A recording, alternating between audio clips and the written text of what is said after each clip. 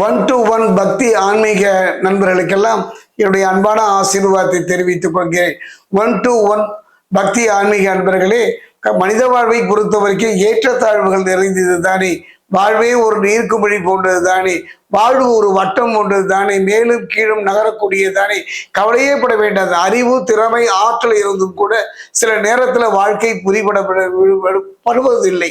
அப்படிப்பட்ட ஒரு சூழ்நிலையில என்ன செய்வது என்று கலங்கி நிற்கின்றோம். அந்த வகையில் பார்க்கும் பொழுது மனித மனம் 3 பலத்தையும் இழந்து தவிக்கின்ற ஒரு காலகட்டம் தான். காரணம் நவகிரகனுடைய செயல், கர்மாவினுடைய பலன் தானே. தேகம், தெய்வம், மனம் இந்த 3ம் படாத பாடுபடுகின்ற பொழுது மனித மனம் இறைவனை நாடுகின்றது, இறைவன் சார்ந்த ஜோதிடத்தை நாடுகின்றது. அப்படிப்பட்ட ஒரு சூழ்நிலையில என்ன செய்வது? குறிப்பா மீனராசி, மீனத்தை பொறுத்த வரைக்கும் தேவகுருவும் அசுரகுரு இந்த 2 குருவினுடைய அருளை பெறக்கூடிய ஒரு அருமையான சந்தர்ப்பமாக அமைகின்றது. ஆனால் ஏனோ புரியாத ஒரு புதிராகத்தான் வாழ்க்கை போய் கொண்டிருக்கிறது. எல்லாம் இருந்தும் இல்லாத ஒரு நிலை. யாரை நம்புவது, யாரை நம்பாமல் போவது என்ற ஒரு நிலை தானே. இப்படிப்பட்ட ஒரு காலகட்டத்தில் சுக்கிரனுடைய பயிற்சி, அதாவது 3 பயிற்சிகள், குரு பயிற்சி, சனி பயிற்சி, ராகு கேது பயிற்சி, 3 பயிற்சிகளை நாம் பார்த்தீங்கன்னா 2 பயிற்சிகளை சந்தித்தோம். 3வது பயிற்சி இந்த வருடத்தினுடைய இறுதியில் வரப்போகின்றது. அதுதான் ராகு கேது பயிற்சி. நீண்ட கால பயிற்சியாக இருந்தாலும் கூட குறுகிய கால பயிற்சின்னு பார்த்தீங்கன்னா அது சுக்கிரனுடைய பயிற்சி. மற்ற கிரகங்கள் தர முடியாததை தரக்கூடியதை இவன் ஒருவனே தரக்கூடியவன். அசுரகுருவாக இருந்தாலும் தேவகுருக்கு இணையான பலத்தை பெறக்கூடியவன் களத்திரக்காரன் சுக்கிரன். களத்திரக்காரன் சுக்கிரனுடைய பயிற்சி பார்த்தீங்கன்னா 1-to-1 சேனல்ல நான் தொடர்ந்து சொல்லிட்டு வரேன். தொடர்ந்து கேளுங்க. அந்த வகையில் பார்க்கும் பொழுது ஆகஸ்ட் 1 செப்டம்பர் 2 வரை சிம்மத்திலிருந்து கன்னிக்கு பயிற்சி ஆகின்றார்.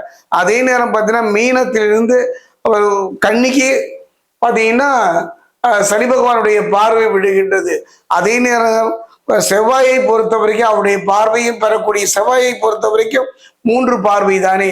அதாவது 4, 7, 8 மிதுனத்தில் இருக்கின்ற செவ்வாய் 1, 2, 3, 4, 5, 6, 7, 8 ஆக செவ்வாயினுடைய பார்வையோ எந்த பார்வையும் இல்லாத பொழுது ஒரே ஒரு பார்வை தாங்க. அந்த ஒரே ஒரு பார்வை கடகத்திலிருந்து 1, 2, 3, 4, 5, 6, 7, 8, 9 அந்த வகையில் பார்க்கும்போது குருவினுடைய 9ஆம் பார்வை பெறக்கூடிய ஒரு அருமையான ஒரு காலகட்டம் தான். அதே நேரம் பார்த்தீங்கன்னா மீனத்தை பொறுத்த வரைக்கும் குருவின் பார்வை 1 மட்டுமே காப்பாற்றக்கூடியது. காரணம் ஜென்ம சனி.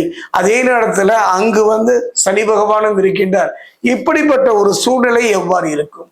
இந்த சுக்கிரனுடைய பயிற்சி மீனராசிக்கு பார்ப்போம்.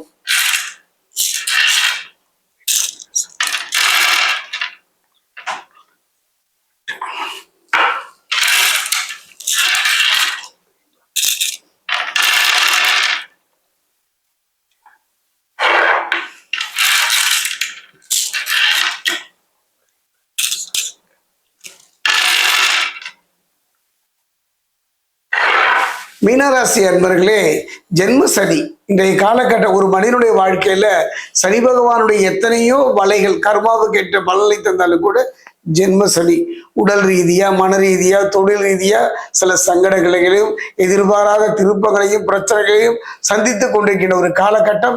இந்த சுக்கிரனுடைய பயிற்சி நன்மை தராதா என்று கலைஞர்களா? கண்டிப்பா தரும். ஜென்ம சனி உங்கள் ராசியிலிருந்து பார்த்தீங்கன்னா, உங்க ராசியிலிருந்து பார்த்தீங்கன்னா 1, 2, 3, 7, 10 ஆகிய வீடுகளை பார்க்கின்றார். அதே நேரத்தில் சனியினுடைய வக்ர பார்வை பலன்களை பாரி வழங்கப் போகிறார். அதே நேரத்தில் சனி பகவான் வக்ரமடங்கி இருக்கின்றார். உத்திரட்டாதியிலிருந்து ரேவதிக்கு அவர் வக்ரமடைந்துள்ள அற்புதமான காரணம். அதே நட்சத்திரத்துக்குள்ளே அவர் வக்ரமாக இருப்பது மீனராசிக்கு குரு பகவானுடைய பார்வையினால முழுமையான பலனை பெற முடியாத ஒரு காலகட்டத்தில் அற்புதமான ஒரு யோக பலன். தேவ குருவும் அசுர குருவும் இருவரும் ஒரு சேர்ந்து தரக்கூடிய பலனை முழுமையாக பெறக்கூடிய ஒரு காலகட்டம். புதிய நம்பிக்கை பிறகும், தொட்ட காரியங்கள் துலகும், பதவி உயர்வு கிடைக்கின்ற ஒரு அருமையான வாய்ப்பு. அரசு துறையில் ஆதாயம் பெறக்கூடிய ஒரு நல்ல சந்தர்ப்பம். நண்பனுக்கும் பகைவனுக்கும் புரிபடாத ஒரு புதிராக இருந்த வாழ்க்கை ஒரு தெளிவான ஒரு முடிவு எடுக்கும். மதில் மேல் பூனையாக கலங்கியவங்க வாழ்க்கையில தெளிவான முடிவு எடுக்கக்கூடிய அருமையான ஒரு சந்தர்ப்ப சூழ்நிலை அமையும். அதே நேரத்தில் பார்த்தீங்கன்னா வக்ர சனி தைரியத்தையும் செயல்திறனையும் அதிகரிப்பார். குறிப்பா பார்த்தீங்கன்னா இந்த காலகட்டத்தில் பார்த்தீங்கன்னா சுக்கிரனை பொறுத்த வரைக்கும் மனக்கசப்புகள் விலகும். வக்ரசனியும் குரு பகவானும் பார்த்தீங்கன்னா அசுரகுருவாகிய சுக்கிரன் ஆகிய 3 கிரகங்கள்ங்க. காரணம் என்னன்னு பாத்தீங்கன்னா, ஒரு மனிதனுடைய வாழ்க்கையில யாரெல்லாம் பலம் தருவார்கள் தரமாட்டார்கள் என்று ஒருவருக்கு பின் ஒருவர் முரணாக இருந்தாலும் கூட இந்த 3 கிரகங்களும் அற்புதமான ஒரு யோக பலனை தரக்கூடிய ஒரு நல்ல சந்தர்ப்பம் ஏற்படும், சுமூகமாக தீரும். இதுவரை குடும்பத்திலையும் வாழ்க்கையிலையும் சந்தித்து வந்த பிரச்சனைகள் சுமூகமாக தீர்வதை உங்கள் வாழ்க்கையில் உணரலாம். தொழில் ஸ்தானத்தை பார்க்கும் அக்ரசனி வேலை, உத்தியோகம், வியாபாரம், முதலீடு ஆகியவற்றில் ஒரு நல்ல மாற்றத்தையும் ஒரு தாக்கத்தையும் தருவார்கள். குறிப்பா பாத்தீங்கன்னா அருமையான ஒரு வாய்ப்புங்க, ஒரு நல்ல சந்தர்ப்பம். ஜென்ம சரிதானே என்று கவலைப்பட வேண்டாம். நீண்ட தூர பயணங்கள், இரவு நேர பயணங்களை மட்டும் கொஞ்சம் கவனமா இருந்தா போதும். சுவர் இருந்தால் தானே சித்திரம் வரைய முடியும். அந்த வகையில உடல்நிலையில மட்டும் கொஞ்சம் கவனமாக இருந்து விட்டாலே தேவகுருவும் அசுரகுருவும் அற்புதமான யோக பலனை தருவார்கள். அதே நேரத்துல பலமிழந்த சுக்கிரனை பொறுத்த வரைக்கும் நீச பங்க ராஜயோகம் என்று சொல்லக்கூடிய அந்த யோகத்தையும் பெறக்கூடிய ஒரு நல்ல சந்தர்ப்ப சூழ்நிலை அமையும். 3 பலத்தை நீங்க இழப்பதற்கு காரணம் ஜென்ம சனிதான். அந்த இழந்த 3ஐயும் தரக்கூடிய பலமும் அந்த சனி பகவானே தரப்போகின்றார். காரணம் குரு பகவானுடைய பார்வை. குருவின் பார்வை சனியினுடைய கெடுபலனை குறைத்து ஜென்ம சனியின் பாதிப்புள்ளது உங்களை காப்பாற்றும். குரு பகவானுடைய பார்வை மட்டுமல்ல, பலமிழந்த சுக்கிரனும் அற்புதமான யோக பலனை தருவார்கள். நீங்கள் செய்ய வேண்டியது ஒன்றே ஒன்றுதான். மீனராசியை பொறுத்தவரைக்கும் குலதெய்வ வழிபாடு.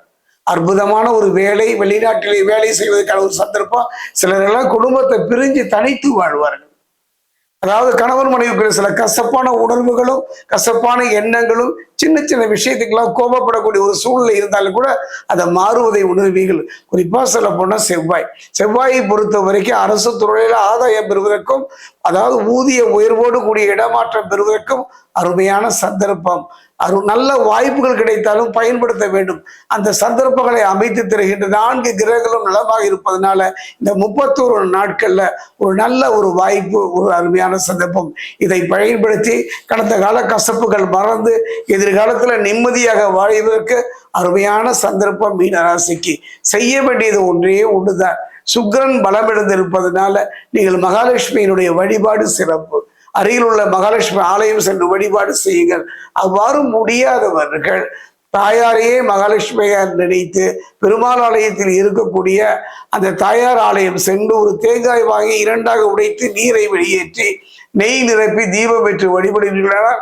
அற்புதமான யோக பலனை பெறுவதற்கு இந்த சுக்கிரனுடைய பயிற்சி ஒரு வாய்ப்பாக அமையும்.